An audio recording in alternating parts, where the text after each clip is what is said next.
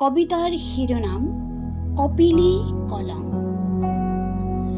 কবি হীৰেণ ভট্টাচাৰ্যদেৱ। কপিলী কলম।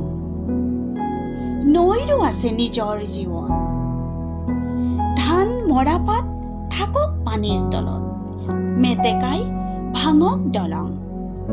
আমাৰ গাত নৈৰ খোলা পানীৰ গোন্ধ, উচ পিচ বোৱতী সোঁত।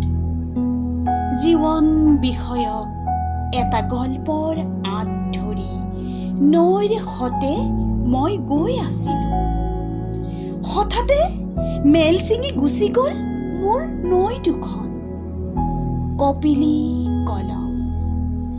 য'ৰে মানুহ ততেই থাকিল, ঘৰৰ চালে বেৰে নৈৰ চকু।